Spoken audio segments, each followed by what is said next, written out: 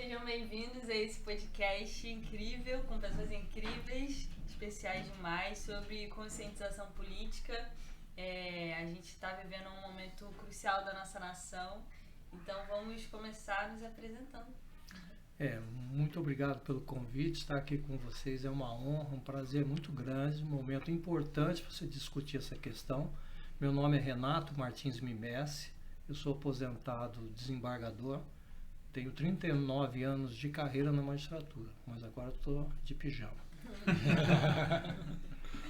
Bom, eu sou o Major Douglas Andrade, tenho 20 anos na Polícia Militar, mais 4 de Aeronáutica, e sou grato a vocês por estar aqui hoje e poder compartilhar também dessa visão e o que podemos fazer aí para contribuir.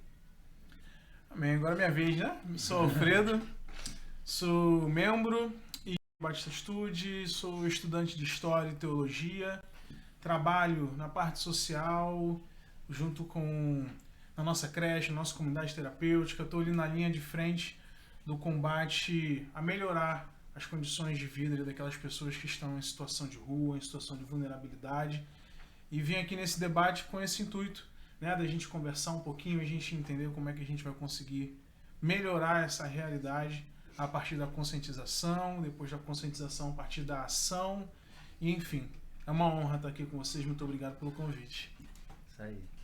Diante de tantas pessoas, né, gabaritadas para estar aqui, me sinto honrado de também dividir esse lugar com vocês. Eu sou Yuri Saraiva, sou casado com a Larissa, né? Recém-casados, 1 ano. Aleluia! Vamos fazer 1 ano agora de casado. Desculpa, eu esqueci de comentar que eu sou casado também. Já vai apanhar. Muito já bem vai casado, hoje. amiga, muito bem Já casado. vai apanhar hoje, esse aqui já vai apanhar. Agora o silêncio significa surra, né? Então, eu sou casado com a Denise há 42 anos. Opa! Né? Pronto. Eu não vou nem me justificar porque a minha surra é maior. Quem mais é dado, mais é cobrado, né? Desculpa ter colocado todos os senhores em saia justa aqui. Pra queimar o filme. Mas terminando aqui de me apresentar, né? Sou Yuri Saraiva, sou formado em Direito, né? Curso Teologia, né? Uma segunda graduação que eu tenho feito. E aqui na igreja eu estou há 5 anos na Atitude. Eu lidero a parte de missões na juventude. Estou hoje integral através da juventude. E a gente tem feito alguns trabalhos missionários e um deles é nas universidades, né, que a gente entende que é o lugar da formação do pensar, do saber, e ocupar esse espaço que é público também, né, é muito importante para a transformação da sociedade e o discipulado dessa sociedade também. Então, estou aqui para servi-los da melhor forma. Eu sou Giovana Canzi, e eu também faço parte aqui da Igreja Batista Atitude. Sou cientista social, me formei na Unirio tem um pouco mais de 1 ano. Estou me preparando para ir para o mestrado. Também estudo educação, fiz pesquisa sobre educação durante uns 4 anos. Estudei raça, educação, toda essa questão da relação entre a igreja e a sociedade também me interessa muito. E estou muito feliz que a gente vai conversar sobre isso hoje.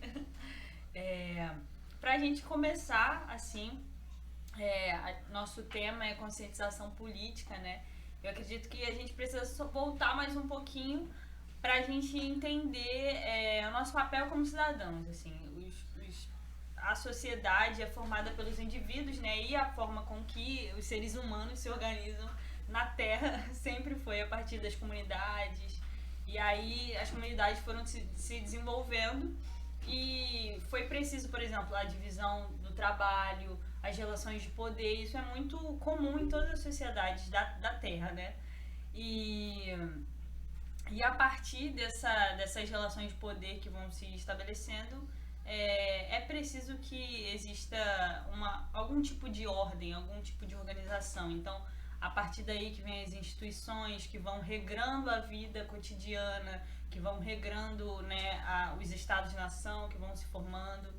E então, o que a gente vai falar aqui é sobre essa relação entre o Estado e a sociedade, que é mediada pela política, né? Então, acredito que meu amigo Yuri pode falar melhor sobre política, que o cerne aí da filosofia, ele sabe mais do que eu. Exatamente. A política é a polis, né? No grego ali temos Sócrates, Platão, que eles conceitualizam bastante o que é ser política, né? O que é um cidadão político, que nada mais é um cidadão que está ali inserido na sociedade, exercendo o papel dele como um cidadão. E nós, como cristãos, também entendemos isso, que fazemos parte dessa sociedade e hoje, graças a Deus, não são nichos específicos, nem castas de pessoas, como era na época, né, de Aristóteles, de Sócrates, de Platão, que apenas os pensadores faziam parte da política e os artesãos e os gladiadores não. Então hoje não, todos nós temos acesso a ser político, e não o político do cargo apenas, né, do candidato, mas o político cidadão, que se importa com a sua cidade, que se importa com a sua sociedade, que se importa com a sua comunidade, e através desse estilo de vida ele serve essa sociedade, né?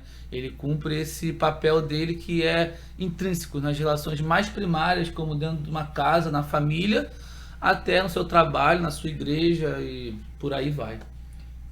Exatamente. Eu acredito que o Alfredo também consegue falar dessa relação assim do fazer político no cotidiano, né? Você trabalha com isso, então... Exatamente. Enquanto vocês estavam falando, eu estava justamente pensando num contexto familiar. Sim. Eu acredito que quando a gente nasce, ninguém nos ensina a ser filhos, e quando a gente entende a construção de uma família, é necessário que a gente busque conhecimento a respeito de ser pai ou ser mãe, porque a sociedade como um todo a gente acaba aprendendo com os nossos próximos. Então a gente vê aqueles exemplos que hoje invadem as nossas casas através da televisão, através da internet. Eu acho que essa sociedade que a gente vive hoje está muito mais fácil e perigoso de ferir as nossas bolhas. Eu digo bolhas no sentido de um contexto cultural como um todo.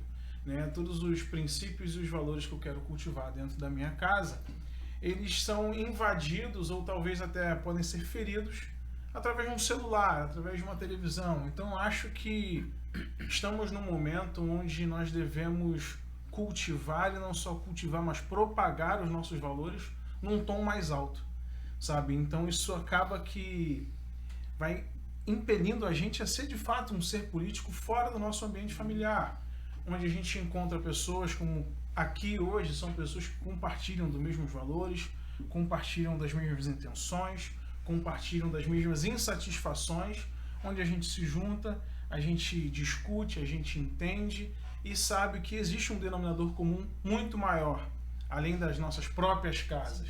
Há uma comunidade como um todo, até de pessoas que infelizmente não têm uma condição intelectual, não têm uma condição financeira, não tiveram acesso a meios que dessem a ela essa matéria-prima para estar aqui conversando, discutindo, pensando ideias, com pensamentos organizados, pensando maneiras de agir e propagar tudo aquilo que a gente pensa. E é muito importante que a internet ela não só facilitou furar a bolha, mas ela também facilitou para pessoas como a gente, que quer falar de política de uma maneira fácil, quer falar de política de uma maneira acessível, e antes de falar de política, explica o que é a política, né? Então, peço que vocês falem um pouco mais, que eu estou até aqui sentadinho aprendendo bastante, né?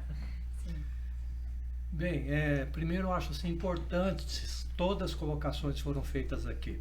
Nós somos seres políticos, querendo ou não. Mesmo que a gente participe ou não participe, nós estamos sob influência, né, de uma relação social que vai exigir um posicionamento. Se nós somos omissos, nós vamos estar sujeitos ao ditamento de regras de outras pessoas. Então, a beleza da política e da sociedade é exatamente um convívio em que todos possam estar exercitando cidadania através de uma relação política saudável, construindo a defesa dos seus direitos e, ao mesmo tempo, respeitando e preservando os direitos de minorias e de outras pessoas. Então, esse é o fundamento da política. E fico muito feliz porque os três fizeram abordagem sobre uma ótica cristã. E, no meu modo de ver, um dos piores problemas da humanidade recente foi o alheamento dos cristãos com relação à política. Houve um engano na igreja num determinado momento em que a igreja achou que não devia se intrometer em política, e foi um tremendo erro. né? Hoje nós sabemos que nós temos valores que precisam ser discutidos até mesmo para que a nossa sobrevivência como cristãos seja possível, né? Isso se estende àqueles outros que são adeptos de outras crenças, etc. Então, a partir daí, essa discussão ela é extraordinária, né? Eu acho extremamente fundamental. Nós temos aqui jovens, né? Pessoas ligadas a ministérios, pessoas interessadas mesmo numa interação mais efetiva através de cargos políticos. Então, tudo isso aqui é muito bom, sabe? Porque é um momento crucial que a gente está vivendo nesse país em que essa discussão é fundamental. Perfeito. Então eu vou para minha visão, né? Eu aprendi dentro da Polícia Militar estudando que o menor núcleo da sociedade é a família. Então quando eu falo de núcleo, eu me lembro de física. E aí eu penso que uma família, quando ela está destruída, é uma bomba atômica. Mas ela pode ser uma bomba atômica quando ela está unida com propósito. Então eu acredito na família como instrumento político e social. Porque famílias fortes, sociedade forte. A gente costuma falar na polícia que a sociedade tem a polícia que merece. Porque o policial ele não já chega formado, ele vem da sociedade, ele reproduz os conceitos dela. E assim foi o chamado para fazer algo novo dentro da polícia, levar uma nova mentalidade, uma nova visão e apresentar isso para o cidadão. Porque quando eu era jovem, eu sempre ouvi as questões, quando eu falo para os jovens de padrões profanos, eu recebi dentro de casa alguns padrões profanos que quando falavam que pastor é ladrão, rouba o dízimo, policial é corrupto e político é corrupto. E um dia eu falei, Deus, eu queria entrar dentro da tesouraria da igreja para saber como é que era. E Deus atendeu, eu virei tesoureiro da igreja. Cuidado com o que você pede, né? E aí eu vi como é que funcionava. E a igreja era do pai do nosso pastor Josué Valandro. E aí me colocou como tesoureiro. Eu não sabia porque eu era jovem ainda, tinha 24 anos. Eu falei, por que eu sou tesoureiro da igreja, gente? Sim. Mas eu esqueci que eu tinha orado para saber como é que era. Eu vi ali uma integridade, vários irmãos trabalhando em prol do reino, entendeu? Garantindo a lisura do processo. Eu falei, gente, o que o pessoal fala lá fora é mentira. E aí Deus foi e me manda para a polícia militar. Eu falei, Deus, eu não quero ser policial, lá só tem gente ruim. E aí Deus fala para mim, e você vai ser luz aonde? Dentro da igreja? E agora vem esse chamado para a política. Como é que vai? Vai ser luz aonde? Dentro da igreja? Para mim, isso soa como aquela palavra que diz que você não acende uma lâmpada e coloca debaixo do alqueire. Então, uma vez perguntaram para o pastor, o crente pode ser policial? Não, ele não pode, ele deve. Porque o bom policial, onde ele chega, acaba as trevas. Hoje em dia, os poderes eles são dominados pelos filhos das trevas. E a nossa guerra não é contra a carne ou sangue, é contra principados, que são os demônios, e potestade, que é o poder usado por mal. Então, se existem instituições hoje, políticas ou politizadas, usadas para o mal, é por conta desse afastamento que a igreja teve, se afastou e deixou de ter o poder para fazer o bem. Poder é para fazer o bem, potestade faz o mal. Uma vez eu estava numa operação, chamada Operação Lei Seca, que nós fomos os criadores, e um outro oficial falou, Douglas, você não pode falar de Deus aqui porque o Estado é laico. Eu falei, o Estado é laico, mas eu não sou. E enquanto eu puder abençoar cada vida que passar por aqui, eu vou fazer isso. Porque eu trabalho em nome do Senhor. E ele entendeu o meu recado. Eu não estava catequizando as pessoas. Eu encontrava pessoas com problemas e ali eu vi que a maioria dos problemas da sociedade vem da família. E aí foi quando eu investi junto com a minha esposa. Eu falei, nós temos que formar novas famílias, porque o problema está dentro de casa. E nós começamos a trabalhar no Ministério de Família. E depois eu vi que o problema são os pais que não exercem o sacerdócio. Então não adianta culpar o filho, a geração, falar que a geração é isso, que a geração é aquilo. Porque o pai que não exerce o sacerdócio, quem vai ter que exercer são as autoridades. Porque o filho dele não vai respeitar a regra, não vai respeitar ninguém. Por isso que nós trabalhamos hoje com noivos, porque eu acredito neles como os pais da futura geração, que vão cuidar e ser o sacerdote de seus filhos. Posso fazer uma pergunta? Pode. Posso fazer uma pergunta? Com certeza. É porque eu sou um desses noivos. Somos, Yuri né? também. E assim, a gente fez um curso de noivos, né? Que tem você e sua esposa como coordenadores ali. E a gente percebeu que trata de assuntos muito específicos ali. Dentro daquele curso de noivos eu tratei de assuntos que eu não tive a oportunidade de tratar com meu próprio pai. E a pergunta que eu quero fazer para você é essa, sabe? O que te motivou não a começar, mas eu digo a continuar, porque começar é fácil. Começar a gente tem uma ideia, a gente encontra um maluco que diz pra gente que é legal, a gente encontra mais um doidinho que dá um apoio pra gente e a gente faz. Mas no seu caso não, você começou algo e você continua abençoando muitas vidas e além de abençoar muitas vidas, gerando muitos discípulos. Você não é o único professor, hoje a gente tem vários professores. Enfim, o que motiva o seu coração a continuar esse trabalho com famílias e lutando para a conservação dessas famílias que a gente tem aqui hoje? E eu sou uma dessas famílias, e Yuri também. Somos. Então, primeiro porque tudo na vida tem um propósito. Meu nome é Douglas, aquele que veio da água suja. Primeiro eu ia ser abortado. Então não era para estar aqui. Por isso que eu sou contra o aborto. E segundo, minha família foi destruída por Satanás e eu resolvi lutar. Então, como eu sou aquele que veio da água suja, então Deus me botou assim, você é resiliente, porque quanto mais te jogarem lá, mais você vai sair. Então não posso desistir de um propósito que Deus deu para minha vida. E quando eu entrei na polícia, que eu comecei a trabalhar na sociedade, por isso que a polícia é um órgão político, porque eu tenho que ser imparcial Sim. nas relações humanas, porque eu represento o Estado. Eu não posso tomar partido de A ou de B. Mesmo sabendo que esse aqui está errado, eu não posso tomar partido dele, porque na versão desse aqui pode também ter É um erro. mediador, né? E aí eu entendi que o problema vem da família, e a família que constitui a sociedade. Então não posso desistir, porque Deus me chamou para a guerra. Eu sou combatente, ele me forjou desde criança a ser combatente. Então não tem como eu largar, eu não vou deixar ninguém para trás, eu não posso deixar um companheiro para trás, eu não vou deixar o meu povo para trás. Dentro do meu coração arde a chama de lutar por aqueles que estão comigo, por buscar aqueles que estão ficando para trás. E é isso que me motiva diariamente. E graças a Deus eu encontrei uma esposa que está debaixo da mesma missão. Ela entende isso. Quando eu tô fraco, ela me motiva. Quando ela tá fraca, eu motivo ela. E eu falo que é a bomba atômica ao inverso. Marido e mulher no mesmo propósito é uma bomba atômica na mão de Deus, que é o projeto original. Exatamente. Você falou uma questão do Estado laico, né? E muitas pessoas usam esse slogan, o Estado é laico, você não pode manifestar a sua posição, a sua opinião religiosa. Muito pelo contrário, pelo Estado ser laico, garante a nós cristãos e todos os outros de qualquer religião a se manifestar, se expressar como cidadão que é e poder reverberar isso a quem quiser receber. Então, independente se você é um policial militar, um professor, um estudante, ou um pastor, ou qualquer sacerdote, você também pode exercer a sua religiosidade no Estado que é laico, não é laicista, né? Não proíbe a religião, muito pelo contrário, oferece oportunidade para que todos tenham livre circulação, né? E eu vou além, Yuri. Eu acho que se Deus te deu um talento, não importa qual seja ele, se você exercê-lo para a glória de Deus, as pessoas vão ver Deus na sua vida. Eu acredito, se meu talento for lavar copo, eu vou ser lavador de copo, mas as pessoas vão ver que Deus está aí, porque ela vai chegar, nossa, que copo limpo, isso atrai. E quando atrai, você tem a oportunidade de falar de Deus. Isso é laico. Exatamente. Entendeu? As pessoas vão procurar, elas querem ouvir.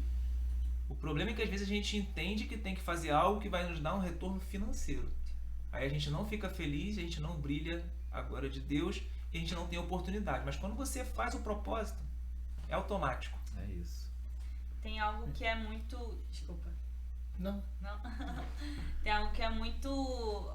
Ainda hoje, né? Eu acho que depois de 2016, 2018, onde houve, assim, muitos movimentos políticos, assim, e inclusive os cristãos se posicionando, acho que hoje em dia está um pouco mais brando isso, mas sempre houve essa rejeição dos cristãos à política. Isso não é novo, assim, eu acredito que isso vem desse momento da modernidade, assim, antes, né, quando a Igreja Católica estava associada ao Estado, e isso, com a modernidade, quando houve essa separação, ficou assim, não, a religião é do âmbito privado, então sua religião, você fica na sua casa e o Estado não tem nada a ver com isso, só que a gente compreende que, como seres sociais, a gente precisa construir a nossa sociedade a partir dos nossos valores.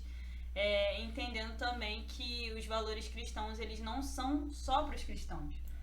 Que os valores que Deus depositou para a humanidade, né, de cultivar o jardim, de guardar o jardim, ele não serve só para quem é cristão. Então, um policial cristão, ele não serve só a cristãos, ele serve toda a sociedade. E eu queria que vocês falassem um pouco sobre essa agência, né? O senhor como desembargador, o senhor como um major e agora vindo a deputado, assim, essa relação de vocês são cristãos, vocês agem a partir de princípios cristãos servindo a sociedade. Como é que é isso? Como é que é essa relação com o trabalho de vocês, que é um trabalho muito ligado à política? Bem, toda vez que a gente vai exercer alguma coisa, é necessário que nós estejamos exteriorizando aquilo que nós temos dentro de nós. Se nós não fizermos isso, nós estaremos sempre trabalhando de uma forma frívola, superficial e sem convencer ninguém de nada. A partir do momento que você tem uma experiência, se diz cristão, e Deus e Cristo passa realmente a viver dentro da sua vida, é necessário que a gente se esvazie, que através das nossas vidas, a glória de Deus, os princípios de Deus sejam manifestos e sejam conhecidos. Isso, como disse aqui o Douglas, pode ser visível no lavar de um copo. Então, nas nossas atividades é possível e é necessário que, em tudo aquilo que fazemos, nós estejamos manifestando isso que está dentro da gente, que a gente recebeu não por ter estudado ou nada, é porque o Senhor vai gerando na gente. Em razão disso, a gente é constrangido pelo amor dele e pelas experiências que ele tem com ele, a fazer com que saia da gente. Então, a maneira como a glória de Deus se manifesta no mundo é através das vidas dos cristãos. Então, um cristão que não manifesta a existência de Deus, ele na verdade não está vivendo o cristianismo. É aquilo que a gente brinca, o cristão 007. Ninguém sabe que ele é cristão. Então, é necessário o quê? Que nós sejamos esses elementos políticos na nossa ação, seja lá num tribunal, seja na polícia, em qualquer lugar. A gente precisa estar mostrando os valores essenciais que estão dentro da gente. E não há como dissociar isso de uma experiência de Cristo. Quando há uma experiência com Cristo, os princípios de Deus vão conduzir nossa vida. E como o Douglas falou, tudo vem a partir de família, o Senhor lá no projeto original, ele estabelece o quê? Ele cria, estabelece a família e fala, olha, toma posse de tudo, governa tudo, veja bem, governa tudo e através disso a sua descendência, tudo vai ser abençoado. O Senhor fala isso com Adão, o Senhor fala isso com Abrão. Então a gente vai ver que não há como dissociar uma relação com Deus, o controle daquilo que é criado, quer dizer, o governo de todas as coisas e o viver nos princípios do Senhor. Então é fundamental, como cristãos, como pessoas relacionadas com Deus, que isso esteja sendo manifesto nos mínimos detalhes da nossa vida. Às vezes a gente falha, mas o Senhor até nisso ele é misericordioso. Então o importante é a gente estar aberto para esse relacionamento, estar sempre vivo, e isso vai fluir naturalmente. Então eu vi aqui agora, o testemunho de todos vocês, no pouco que a gente conversou até agora, eu pude sentir o quê? Que há um impulsionar de Deus na vida de cada um. E isso vai fluindo. Não tem como esconder. É a luz, a luz que vem de Deus, não é nossa. Então não tem como esconder isso. Nós temos que manifestar essa luz. Seja lá na judicatura, seja lá na polícia, seja lá na creche, que é um trabalho maravilhoso, seja lá na assistência ao pessoal desamparado da rua, seja nas missões, seja aqui nos seus cursos, na sua experiência, onde você está se empenhando. Então é necessário isso, que a glória de Deus esteja se manifestando. Amém. Até me emocionei aqui, me perdi. Eu, juntamente com a minha esposa, a gente casou novo, Eu conheci a Érica, eu tinha 16 anos, ela tinha 15. E a gente vem construindo isso juntos. Mas, num determinado momento, eu já estava na Polícia Militar. E eu falei para ela que se a gente seguisse 2 mandamentos fundamentais, eu não precisaria de leis. Que era amar a Deus sobre todas as coisas e ao próximo como a si mesmo. E aí o 3º mandamento, já aí que vem como funcionário público, o desejo de servir, aquele que quiser ser o primeiro, sirva a todos. Então, se eu sou um funcionário público, eu tenho que servir. E é isso que nós temos colocado em prática desde que nós criamos os projetos, né? Na academia de polícia eu fui o primeiro colocado e todo mundo falava, não, 01. E um dia eu falei, cara, 01 não é só questão de honra não, porque se eu sou o 01 eu tenho que servir a vocês. Porque eu só vou ser bem sucedido se eu ser o representante de vocês. Se vocês não me verem como representante, de nada vale esse título. E aí as pessoas, eles olharam assim, caramba. Porque lá dentro, a figura do 01 era o que mandava. Sim. E eu falei, não, eu não quero mandar, eu quero comandar. Eu quero que vocês estejam comigo para nós fazermos algo novo, algo diferente. E acho que aquilo ali me deu uma certa bagagem para conduzir, né, a minha turma e depois para conduzir alguns projetos que Deus colocou no coração, não só no meu coração, mas do meu chefe lá, o Coronel Felipe. E a gente avançou com isso. E hoje a nossa mente só fervilha de ideias porque a gente quer colocar em prática o sentimento de servir e conquistar corações e mentes. Aí é a questão do evangelismo, mas de uma outra forma. É conquistar cada dia uma pessoa para que ela esteja conosco para reconstruir os muros do Rio de Janeiro e até mesmo do Brasil. Porque nós acreditamos no cidadão, nós acreditamos na família. Perfeito. E eu acho que, isso que a gente estava comentando, tem ações que a gente toma dentro do nosso ambiente de trabalho que gera resultados muito além daquele ambiente que a gente está ali. Né? Por exemplo, eu não sou de uma família cristã, eu me converti tem aproximadamente 5, 6 anos. E infelizmente, quando eu tinha 15 anos de idade, eu perdi a minha mãe num acidente de carro porque misturaram álcool com direção. E logo em seguida, a minha vida foi tocando e, enfim, o álcool virou ali uma válvula de escape para aquele esquecimento. E eu acabei repetindo o mesmo ato, bebendo e dirigindo. E quando veio o projeto da Lei Seca, mesmo eu não tendo acesso à Bíblia, mesmo eu não entendendo o que era amar o próximo... Na época você tinha raiva do Major.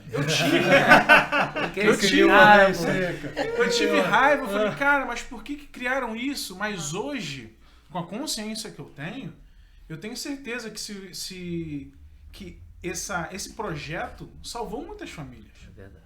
Esse projeto não só salvou as pessoas que poderiam morrer dirigindo alcoolizadas, mas as pessoas que poderiam ser vítimas de uma pessoa que estivesse dirigindo alcoolizada e também de que formasse próximos alcoólatras, como eu fui formado a partir daquela situação que aconteceu com minha mãe. E aí, desculpa, mas eu vou te perguntar muita coisa, não sei nem se eu posso, mas eu vou te perguntar. É porque foi a criação de um projeto que eu entendo que mudou meu pensamento, né? Um projeto que, quando foi criado, eu acabei ligando um fato ao outro. Eu falei, cara, se isso tivesse acontecido, esse projeto existe há alguns anos atrás, talvez minha mãe ainda estivesse viva, mas isso não magoa mais o meu coração. Eu fico pensando no seguinte, cara, e daqui pra frente? Sabe, quais são os projetos para salvar mais famílias, para prevenir com que mais alcoólatras venham a ser gerados, né? Para prevenir com que crianças fiquem órfãos, enfim. O que você pensa aí? Você falando aí que teu coração tá queimando. Então, todo esse projeto político começou, quer dizer, de campanha, começou com o programa Família Mais, onde a minha esposa foi entrevistar uma deputada aqui no Rio de Janeiro, que era a Rosane Félix, e ela abriu... Mas foi entrevistá-la como mulher, como cristã. Porque o objetivo do programa é mostrar a pessoa como ela é, o cristão como ele é no seu dia a dia. E aí, em determinado momento, como eu falei, propósito, ela falou do trabalho dela, o porquê que ela se envolveu nisso, e aí Deus tocou no coração da minha esposa e ela me ligou e falou assim, ó, não sei porquê, mas Deus falou que você tem que ser candidato. Aí eu falei, Deus falou isso contigo? Foi ele mesmo? Aí ela, eu não quero isso não, mas Deus foi muito claro comigo, eu tenho que te compartilhar isso contigo. Então, dali eu fui apresentar, aí eu falei, então liga pra ela que eu vou apresentar um projeto para mulheres. Porque existem muitas mulheres que são vítimas de violência doméstica. E eu tinha na mente eu tenho na mente coisas que podem ajudar a reduzir isso, né? Com utilização de aplicativos, a Patrulha Maria da Penha, integrar os serviços públicos, que às vezes demoram muito a ser acionados, ou a burocracia impede que aquilo seja rápido. Uhum. E aí, da onde saiu isso? De uma visão que saiu de dentro da nossa igreja, né? Os jovens da nossa igreja foram para dentro das escolas. Sim. Projeto chamado ANE. E aí eu olhei, caramba, os jovens estão fazendo algo aqui que é bom. Aí eu falei com o meu chefe, a gente tem que entrar nas escolas. Ele, tá maluco? Fazer o que na escola? Eu falei, a gente tem que entrar lá. Porque os jovens da nossa igreja lá, eles estão indo lá para cuidar de jovens. E tem demanda. Só que eles não podem estar lá todo dia. Agora o Estado pode. Sim. Aí, mas como é que a gente vai fazer isso? Aí eles vão lá falar de Deus. Eu falei, não, eles cuidam das pessoas. A gente tem psicólogo, tem assistente social. Aí, então vamos botar o segurança presente nas escolas. Eu falei, não importa o nome, a gente precisa entrar. E aí, com a mudança de governo, a gente teve a oportunidade de conhecer o secretário de Educação. Ele abriu as portas e a gente foi lá montar o projeto Cuidar. Eu não poderia botar o nome ANE. Cuidar, que eu colocaria um monitor escolar e aí ele teria um aplicativo que ia conectar direto com a Secretaria de Educação. E aí nesse momento iam um policial, um assistente social e um psicólogo na escola visitar. Além da ronda, eles seriam acionados diretamente. E eu ia levar esse projeto para quê? Porque minha esposa tem o desejo de ajudar as mulheres que foram vítimas de violência, então que perderam a família. Então uma coisa vai conectando a outra. Sim. Entendeu? E dentro dessa expectativa, eu entendo que a segurança é a base de tudo para o desenvolvimento social. Obed-Edom, ele era um discriminado na sociedade, mas depois que a Arca da Aliança entrou na casa dele, os filhos dele foram abençoados. Eles viraram o quê? Segurança. Eles viraram guarda da cidade. Então acho que a bênção vem quando a gente consegue guardar a cidade.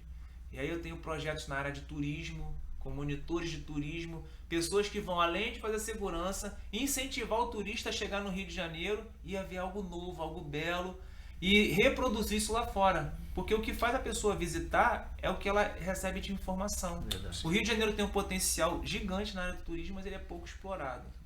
Mas a nossa intenção é que isso seja mais bem explorado, levando a visão. E a outra visão é a descentralização de algumas partes na área da polícia, do governo, que é a visão celular. Quando você descentraliza e dá autonomia para quem está na ponta, as coisas funcionam. Por exemplo, a municipalização da segurança. Porque quem entende da segurança local é quem mora ali. Uhum. Eu não posso pegar o Douglas que mora na Barra da Tijuca e ir lá para São Fidélis implementar um projeto de segurança porque ele não conhece o hábito. Eu vou ter que ficar lá no mínimo uns 3 meses para tentar conhecer. Mas para que isso eu já posso pegar alguém de lá para fazer isso aí?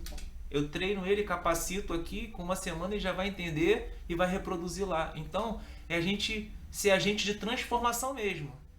Disparando sonhos e disparando unção para que isso chegue lá na ponta com mais eficácia e eficiência. Um cuidando do outro, né? Numa visão que veio através da igreja também. Incrível. Maravilha. Posso fazer um comentário Claro. sobre isso? Eu acho assim extraordinário, porque a gente vê princípios de Deus nisso que ele acabou de falar. O que aconteceu com Moisés lá quando ele sai com o povo? Ele dava conta de julgar Não. o povo todo? Teve que... Não, teve Né? O que o senhor orientou, né? Líderes de 1000, líderes de 100, tal. Cada tribo elegeria, escolheria os seus, porque era uma forma de estar irradiando o poder, o governo, de uma maneira que ele se apresentasse nas pequenas comunidades, que ele fosse efetivo nas pequenas comunidades. Então a gente vai ver que isso é um princípio de Deus. É um princípio de Deus, da forma de Deus exercer o governo, que é democrático. A gente vai ver na Bíblia Deus apresentando ao povo dele, à igreja, governos democráticos. Às vezes a gente não enxerga isso. Então é muito interessante, porque a gente vai ver esses princípios arraigados. É um dos motivos da sociedade ter se desviado. Ela não observa esses princípios do Senhor. Então esse é um deles. Acabou de manifestar aí. Eu vou dar um exemplo disso, por exemplo, você às vezes liga lá pedindo socorro, e aí o cara, não, mas não tem índice estatístico que comprove o delito nessa região. Meu Deus. Aí eu não posso botar um policiamento aí porque não tem índice estatístico. No segurança pra gente, o cidadão reclamava, eu ia lá. Porque eu tinha autonomia para fazer isso. Eu tinha legitimidade. Entendeu? Então é isso que o cidadão precisa. É algo rápido, eficaz e eficiente que atenda à necessidade dele. Isso é democracia. Isso é governo do justo. É governo para o povo. É isso que a gente quer. A gente quer ser justo e o justo governando para o povo. É isso. Sim. É forte, hein? A gente tava falando hoje mais cedo sobre os reformadores, né? Nessa relação mesmo de entender cada trabalho, cada pessoa como alguém para servir a sociedade e que isso não está dissociado da nossa fé e também a gente vai servir todo mundo, como o senhor falou. E eu queria que a gente falasse um pouco agora do momento atual que a gente está vivendo no Brasil, que realmente a gente precisa de reformas em muitos âmbitos, em muitos sentidos, né? Não só no sentido moral, mas no político, no social, no cultural. Queria que vocês falassem um pouco do que vocês veem, do que incomoda vocês e do que vocês acreditam que a gente pode servir, não só a gente, assim, mas para quem estiver ouvindo, como cristão, como a gente pode atuar dessa maneira, reformando mesmo a sociedade. E o que tiver a ver com política, com voto nesse momento, né? Dia 2 está chegando, então eu queria que vocês falassem um pouco mais disso. Só pegando esse link da reforma, né? Uma coisa muito interessante que o Douglas falou de limpar o copo, né? De manifestar Deus através disso. Sim. Quando um ferreiro chega para Lutero e fala: Lutero, o que eu posso fazer para manifestar o amor de Deus? Será que eu vou ter que ser igual a você, subir na tribuna, pregar o evangelho? Ele fala: não, seja o melhor profissional que você puder. Sim. E ele falou isso para todos os profissionais daquela época. Para o marceneiro, faça o melhor móvel que você puder. Para um juiz, julgue da melhor maneira. Para um pastor, cara, seja alguém que cuida das pessoas da melhor forma possível. Então, cada um dentro da sua esfera de ação ali, trabalhar para que a sociedade ela caminhe de uma forma melhor. E a própria reforma protestante, quando Lutero ele, né, não fez nada sozinho, tiveram vários pré-reformadores anterior dele, ele consegue sintetizar, né, concatenar ali todas as ideias e coloca aquilo no papel e as 95 teses, enfim. E a partir dali ele se conecta a Gutenberg, que é o pai da imprensa, né, e eles conseguem a tradução da Bíblia, produzir aquilo em larga escala, e a gente não tem só apenas um livro religioso sendo difundido na sociedade, a gente tem um livro acessível para todos, e esse livro ele é usado para alfabetização, para que camadas da sociedade que eram escravizadas, né, não numa escravatura medieval ou anterior, não, mas socialmente ali trabalhando para comer e não tendo opção de crescimento e oportunidade. E ali Zwinglio, que também é um reformador, ele começa a fundar escolas, né, escolas com princípios, que a nossa creche ela parte desse princípio, usando a Bíblia, usando os princípios de governo e tudo mais, para alfabetizar aquelas crianças, alfabetizar os pais, e a gente vê uma sociedade sendo liberta através da educação. E a igreja, né, o corpo de Cristo, entrando nesse lugar e servindo a sociedade com o melhor que ela tem, né, com a liberdade social, não apenas aceita Jesus e entre a cruz e a espada, mas servindo com o melhor, né, servindo com tudo que tem. E eu creio que em voga está muito isso agora, né?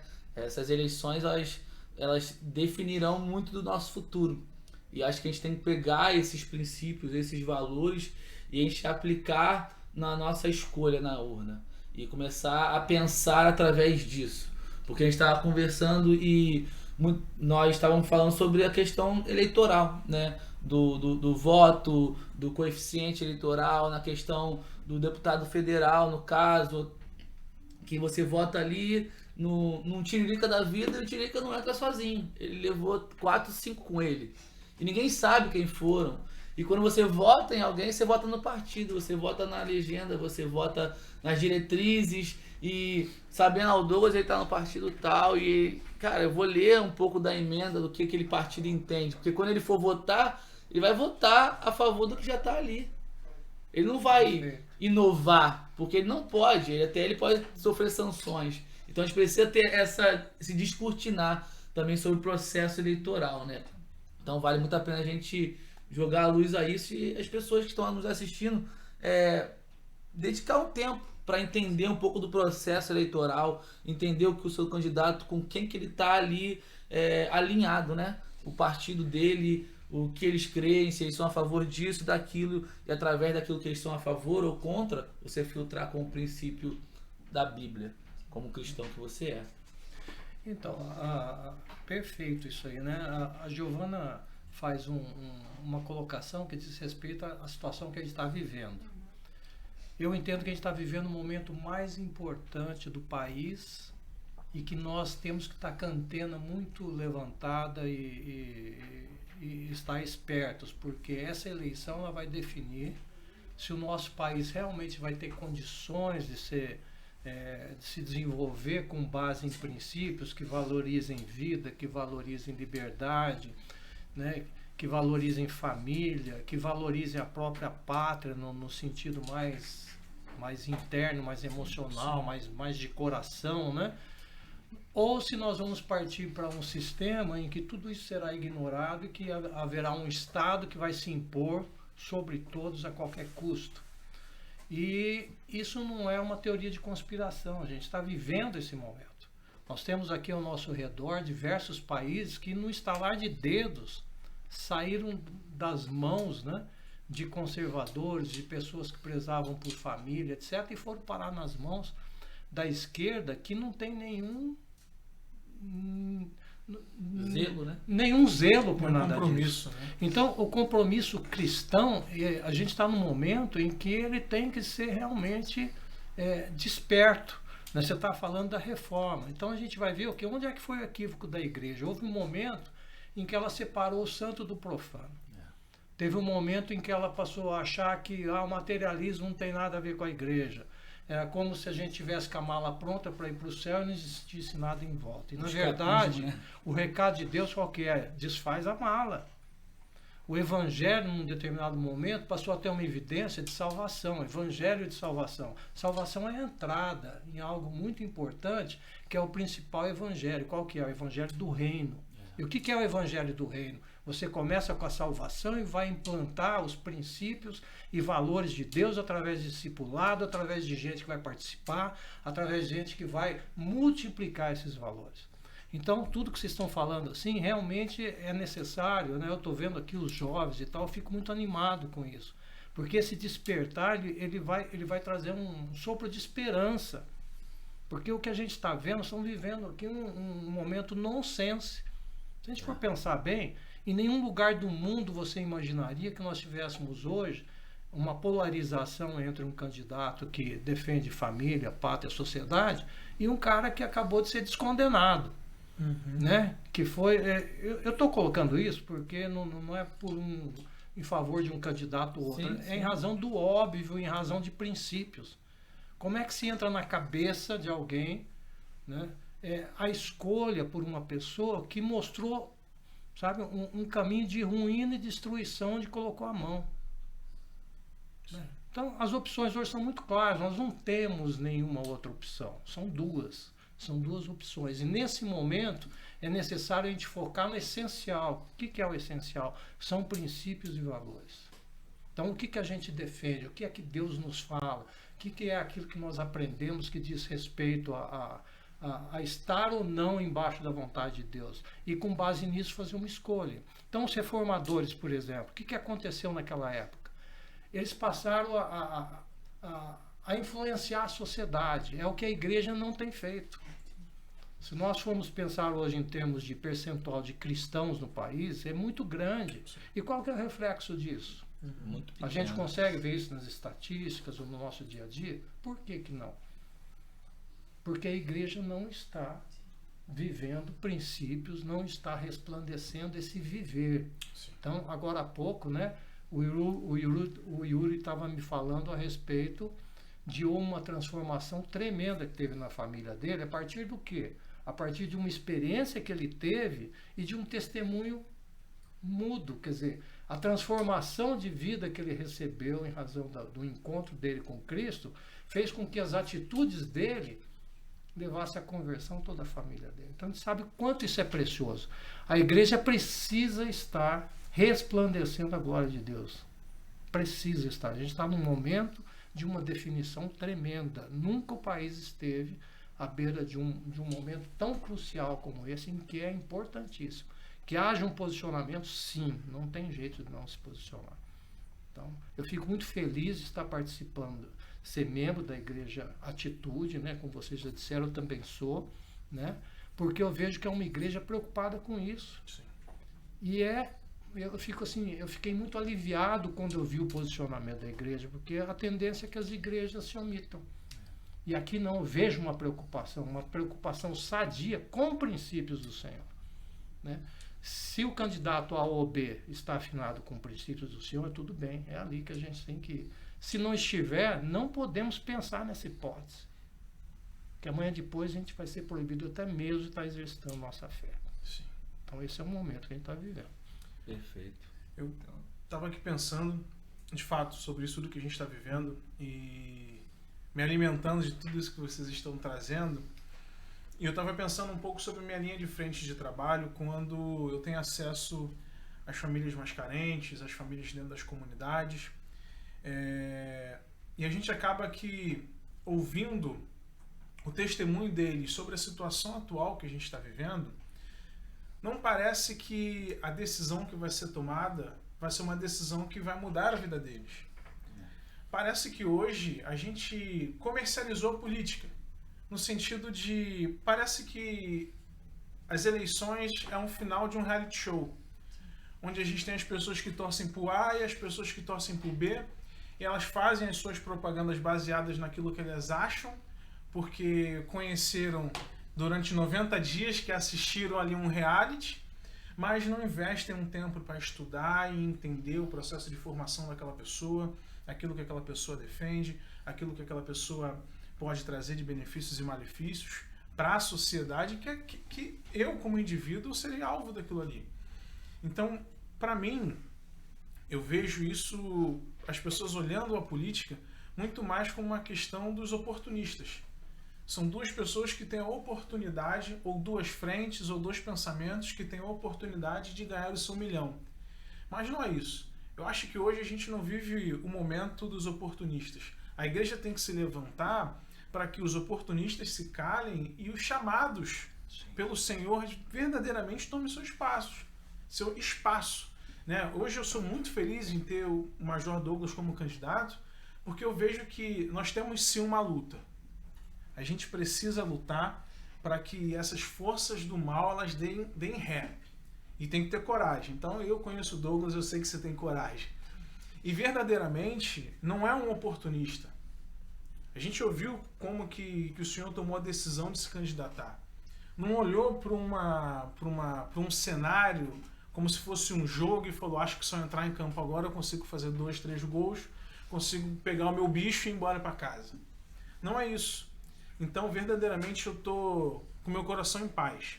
Porque eu estou dentro de uma igreja que formam pessoas com caráter, que cuidam de pessoas e direcionam essas pessoas para que, de fato, que elas não se tornem um oportunista por causa de um vento que está passando e que dá sim para levantar a minha pipa. Não, não é isso. São pessoas chamadas para cuidar de famílias, como o Douglas já vem cuidando. São pessoas chamadas para criar projetos, como já tem criando. São pessoas chamadas para, de fato, para uma luta que não é uma luta de 4 anos, não é uma luta de 8 anos, não é uma luta que se luta sozinho, e não é uma luta onde o nosso eu decide, onde a gente diz o sim ou não. Quem diz o sim ou não é o nosso Deus. Então, quando eu consigo identificar e conheço de perto uma pessoa que está se candidatando, onde, quando vai buscar as suas pautas, não busca nas trends do Twitter, busca ali dentro da Bíblia. Fala, Senhor, o que eu tenho que fazer hoje? Onde que eu tenho que trabalhar? Qual é o projeto que o Senhor tem para essa sociedade? Ali eu me sinto seguro. É aquilo que você falou, Douglas. Hoje eu me sinto seguro em ser um homem casado há um mês. Eu já tive momentos na minha vida que eu falei, cara, eu vou desistir do meu maior sonho, que é ter minha filha. Porque eu olhava para a sociedade e falava, cara, não dá. E hoje eu olho para a sociedade e falo, cara, dá. Porque Deus está levantando os seus eleitos. Amém. Deus está levantando os seus eleitos eles vão tomar a posição onde Deus vai colocá-los, e eu tenho convicção que Satanás vai dar ré. E aí sim, eu vou ter uma sociedade onde a minha Maria Helena vai poder crescer, a minha Maria Helena vai fazer parte da igreja, a minha Maria Helena vai fazer parte de um curso onde ela vai casar bem. E eu te agradeço, Douglas, por você não dizer não para aquilo que Deus te chamou. Eu te agradeço por você ser uma pessoa sensível ao chamado do Espírito Santo de Deus. Te agradeço por você ser um cara fiel aos seus princípios. Te agradeço porque você, quando teve essa oportunidade, você veio conversar comigo e numa conversa totalmente no hall da igreja, a gente já começou a pensar algo que pode mudar a sociedade através da educação. E, cara, eu tenho certeza que Deus está nisso. Se Deus está nisso, eu não vou pular do barco. Eu estou no barco junto com o Senhor e eu tenho convicção, cara, que Deus vai te usar. Deus vai te usar para transformar famílias. Deus vai te usar para trazer dignidade para muitas dessas famílias. A gente está falando de segurança, a gente está falando sobre